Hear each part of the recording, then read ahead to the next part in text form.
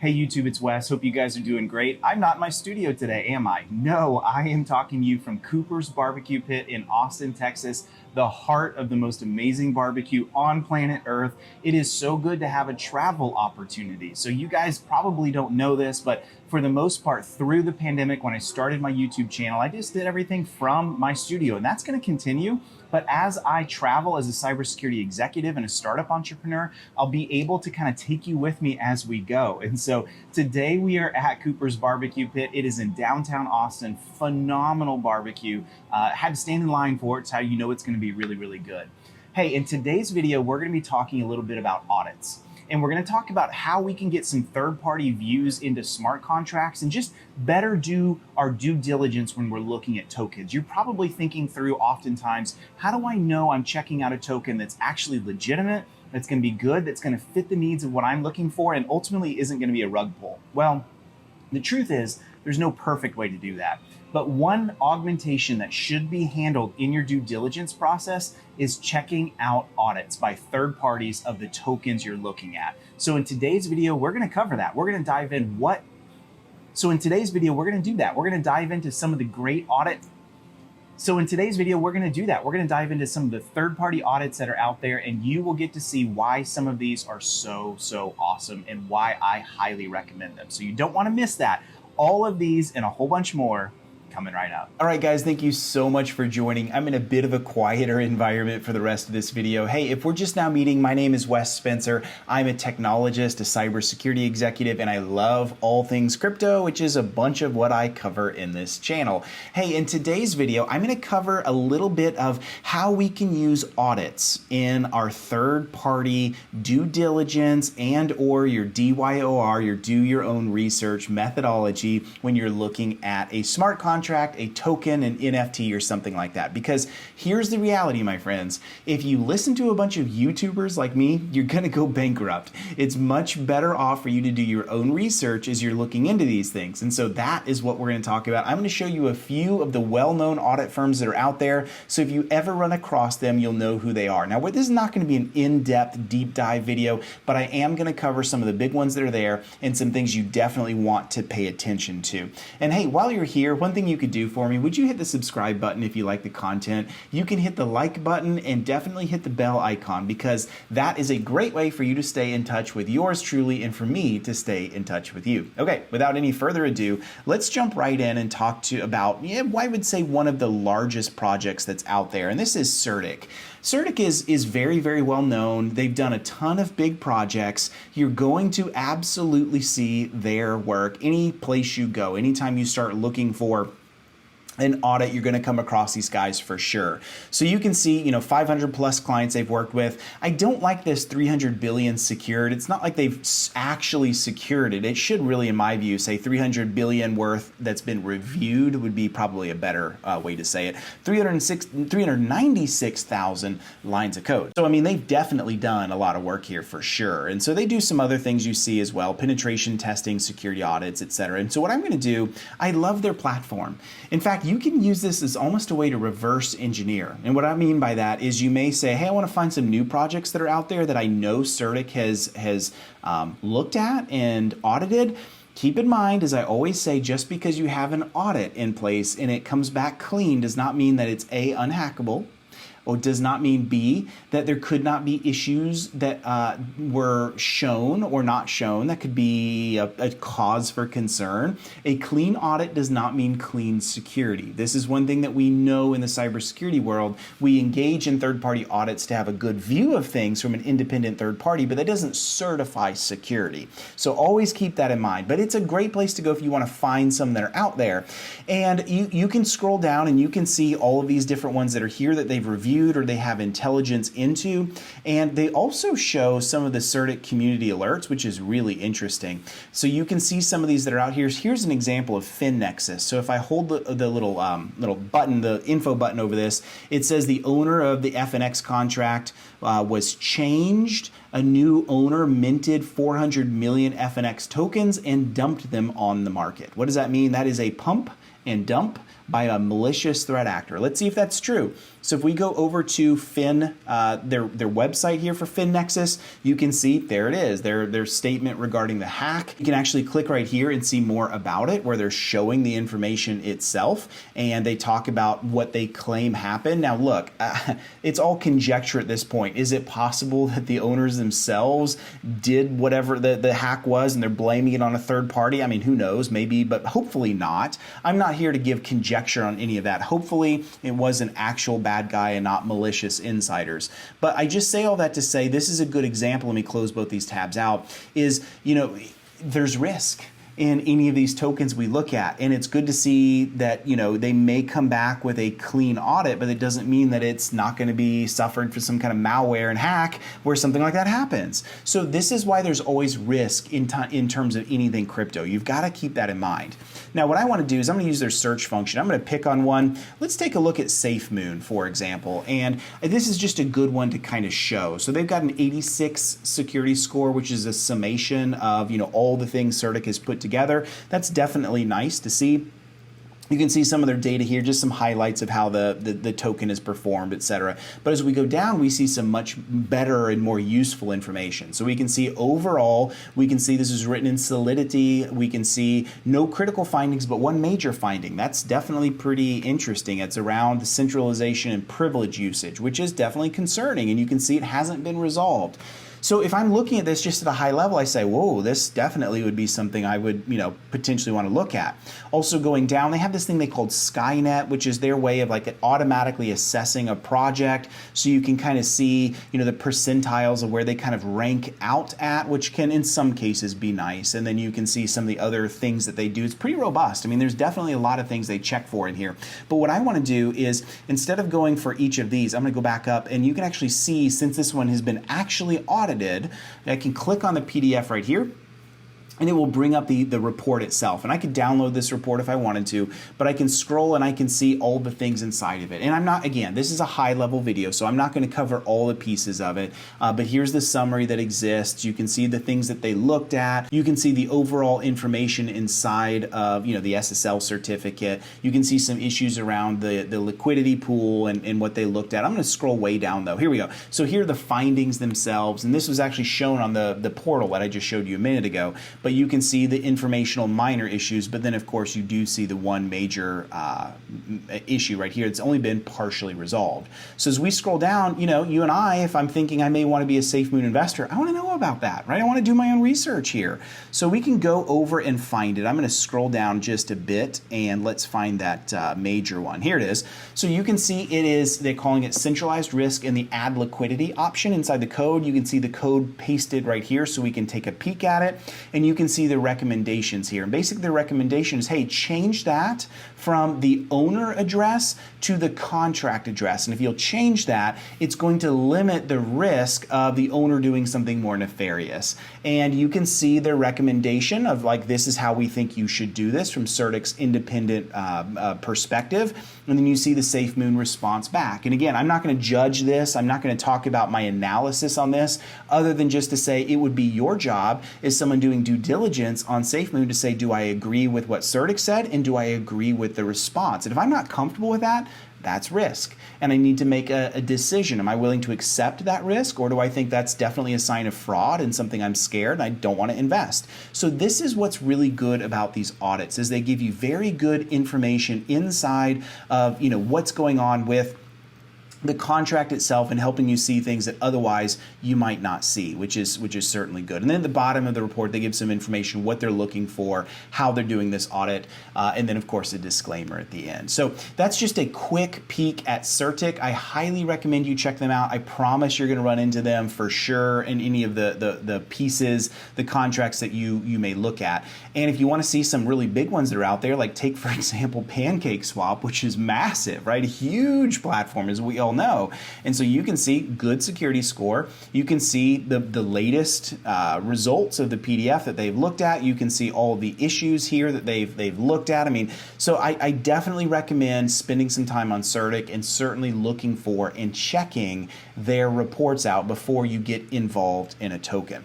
Second one I want to show you is Hacken, and I think Hacken is kind of interesting. So Hacken is pretty well funded. I haven't actually seen one of their reports, but I think we may eventually. They don't do just contract auditing though. They do a lot of security services outside of blockchain, but they do specialize in blockchain. There's not a ton of audit firms, of course, that do that, which is what makes them unique. They've also done some very large teams. If I look kind of down here, you can see some of the companies they've worked with. They've worked with AirAsia, they've worked with Ticket USA, they've worked with BitThumb, like a number of very well-known companies inside and outside of the blockchain world, which I just mentioned. So I think that's pretty interesting. And again, let's keep our eyes out because we may see Hacken come forward as one of the predominant auditors of some of tokens, which would be awesome. The other thing I noticed when I was checking Hacken out is, look at this right here. They actually have their own token.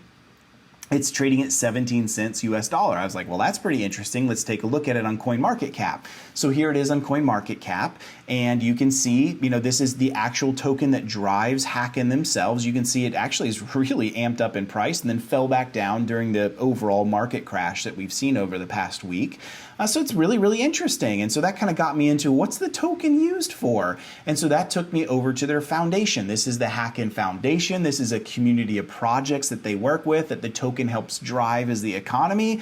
And all of a sudden I'm like, whoa, this is really cool. Like, I'm a big fan of what Hacken is doing here. Oh yeah, and one that I almost forgot that I had in my show notes, and it would have been a travesty to leave out, is Techrate. And so sorry for doing the jump cut and including this in here, but I couldn't produce the video without having Techrate in there as well. So Techrate is probably the most common audit firm that you're going to see that covers burn tokens, these deflationary tokens. You're going to see a lot of audits from Techrate.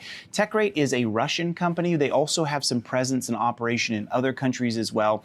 And they're really well known because of their low cost of operation. So I think they started about $900 US to get started, and they even offer a free audit itself, which is really nice if you're just wanting to get some basic coverage as like a token provider or somebody that writes a contract.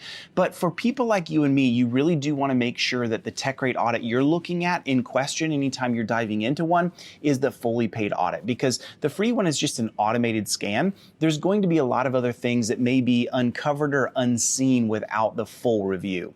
Now, I do appreciate the fact that Techrate has so many burn tokens under their review. You can even use it as sort of a way to reverse engineer the process and just look at the recently covered audits that Techrate themselves have. But in all things, like I always mention, just because it has a clean audit doesn't mean that the whole system, the whole token you're looking at is going to be clean, clear, safe from any kind of fraud. It doesn't mean that. It just means they've checked for some of the normal things.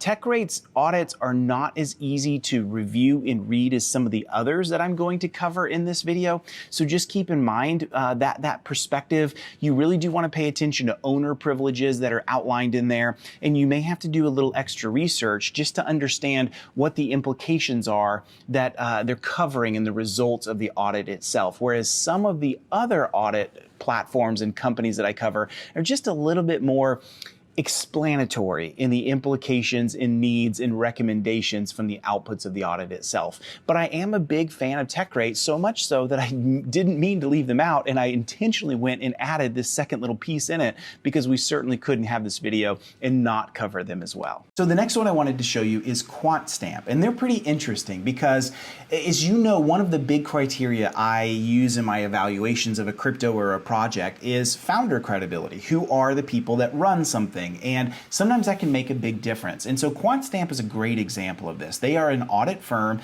that specializes in blockchain security. Now, again, I have not personally seen any of their audits, but they made my list because they come from a really great background. The founders come from Google and some other places, and they also came out of Y Combinator.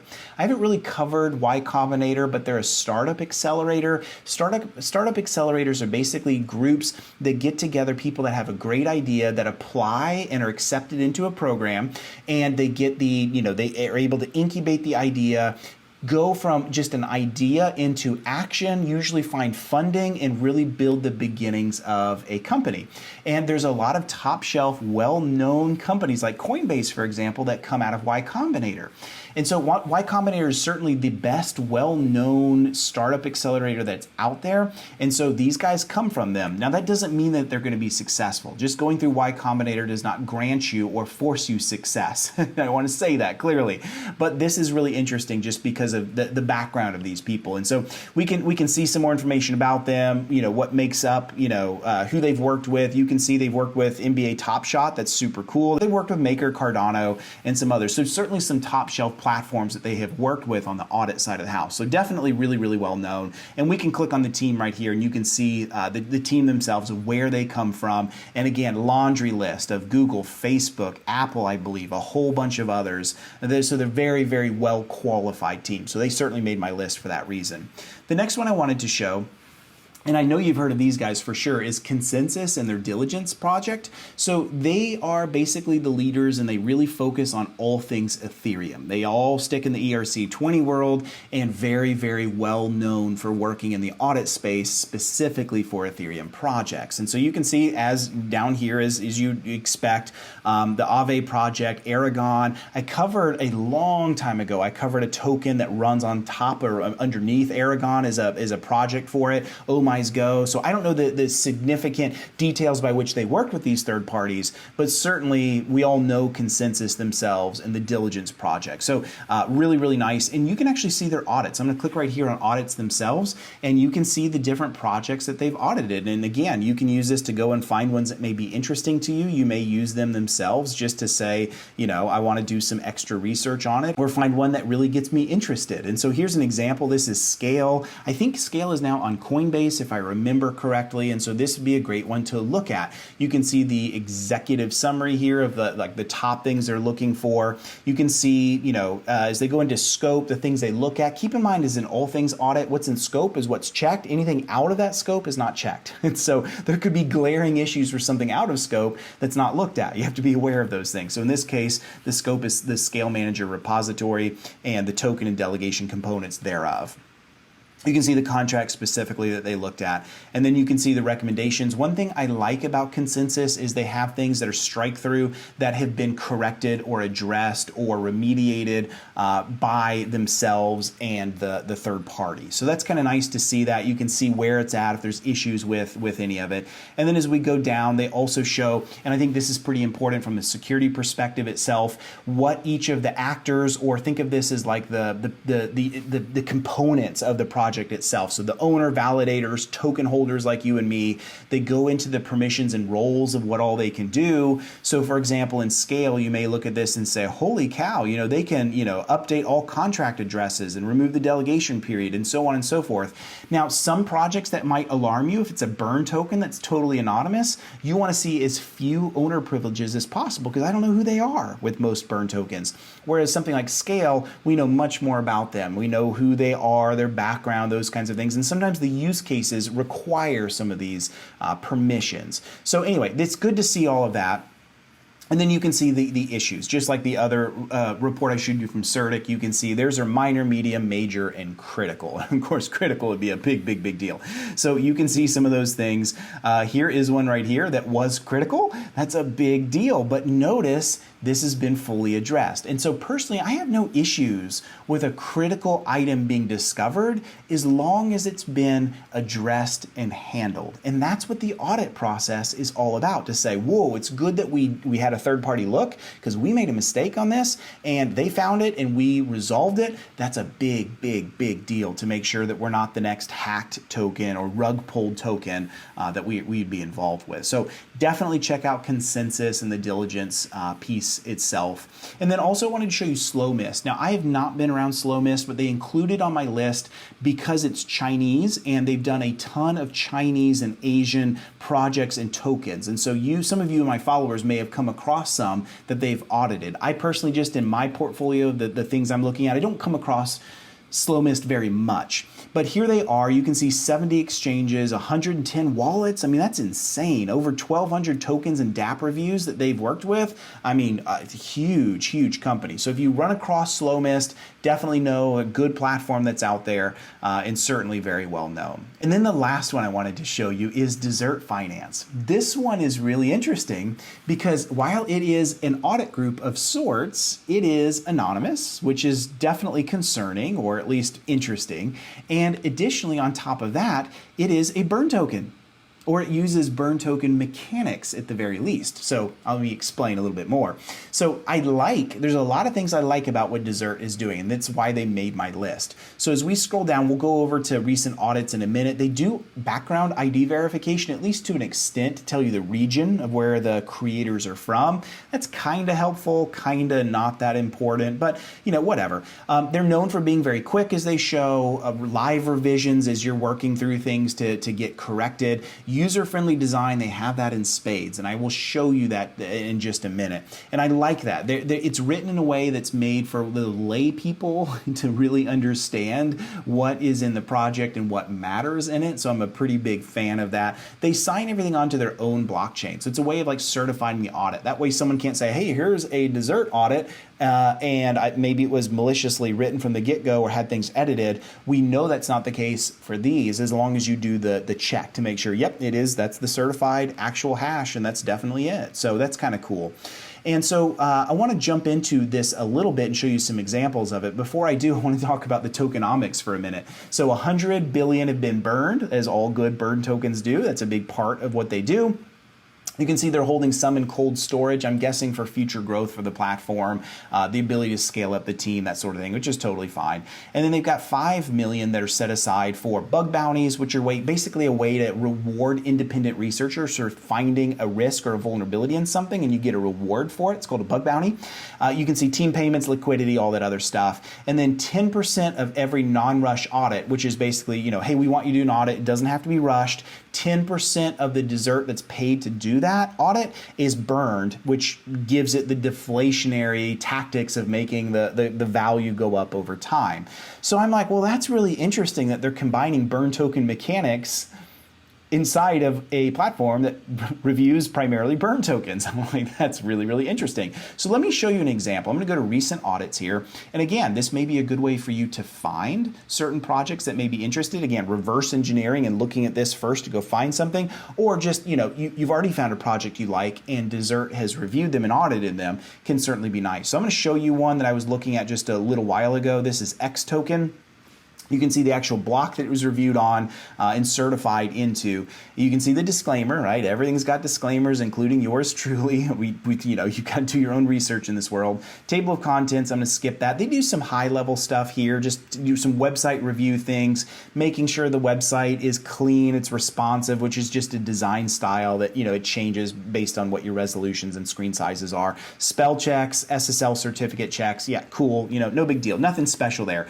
But as we scroll down a little bit further, you can see some of the common vulnerabilities that they look for. So these are just I'm not going to talk about them, but like integer, buffer overflow kinds of stuff, stack, attacks, that kind of thing. Basically looking at the common things in static analysis to say, are there issues inside the code that are no-brainers that need to be corrected and fixed? So good that they do that. I don't have any idea the depth of what they do. I also don't know, how good they are at all of it for sure, but it is good to see they claim to do some of those things in their audits. You can see they do a social media check, which I think is pretty cool, just to say, is it active? Are people using it? Does it seem to be real? I'm a big fan of that. They have some, improvements and final areas of thought for each project, which I think is cool. They look at the top token holders. So in this case, the top token was the actual burn. That's the burn address there, and so that you'd expect that to be the number one token. But here's where it gets interesting to me. So they're showing, 16% of this particular token, which is the second top wallet. They say we're told that this contract is locked for a year. And that made me go, Well, why did they just say we were told that? Why did they not go check it? It should be in the contract itself that it is locked for a year. So I would think that the dessert team ought to be able to go and confirm that it's actually locked in the code. So I'm a little confused by that. I'm not sure if there's just limits, time limits and scale limits of what they can do in their audit, but that definitely struck me as interesting. The location audit, which I mentioned again before, it's kind of nice to know where these people are, but let's be honest, the EU is a really big place. So does it really that helpful to know or not know specifically where these people are from? Or same thing here. They've got their first names, Mark, Patrick, Mattis, Inca, and Ben. Okay, I mean, still don't know who they are. So it doesn't check that founder credibility background because, I mean, yes, they're doing some checks for them, but I still don't know a ton about them. So there you have it. It's nice to know, but I don't think that moves the needle all that much for me personally.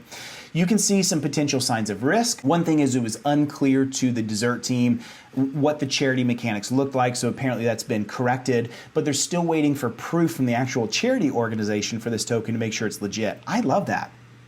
It's easy to say for a burn token, yes, all this percentage is going to a charity. Well, how do we know it's really going to a charity? I like that they actually check that. Signs of confidence, so some things that, just some soft checks that are there. They seem to be receptive to criticism. That's just a soft feel based on how, desserts interacted with them.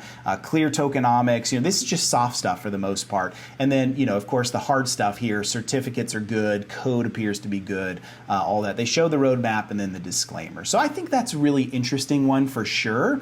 And by the way, if you're interested in buying, because remember I said it is a token itself, here it is on PancakeSwap. I had to add the contract manually, which you'd expect to do with a lot of these tokens. But if you're interested in dessert, there it is. You can go buy your own. Their contract is listed on their website, and you can certainly use your own BNB to buy it. So I think that's really interesting, and 6 really cool, interesting certification audit organizations that you should be aware of. All right, my friends, so I hope that was helpful for you just as a tour through some of my favorite audit platforms that are out there. As I mentioned, you've got to be careful. Just because something has what you think is a clean audit doesn't mean that the project is going to be completely free of rug pulls, scams, and it also doesn't mean that a good, clean, solid audit is going to mean the token is going to take off. Those don't correlate. What they will do is they'll help reduce some of the risk that goes into place to say, this is an early token. Do I really want to invest in this? Do I want to suffer the risk of this? Well, one thing we can do is we can use this process to reduce our risk and make sure that we are making the correct calls when it comes to analyzing the tokens that we are all about. Hey, I hope this video is helpful for you. Thanks for traveling with me to Austin, Texas. I want to know what you guys think about my travel shows. Would love to know as I'm traveling the things that you would love for me to cover. And don't forget, my friends, one thing you could do that does go a really long way to this channel, would you hit like? Would you hit subscribe? Would you definitely hit the bell icon? When you do those things, it helps my channel, it helps the algorithm, and honestly, it just helps us stay in touch with each other. So my friends, I can't wait to talk to you later, whether it's in the studio, it's on-prem, it's some awesome place. I don't care what, I can't wait to talk to you guys soon. Thanks.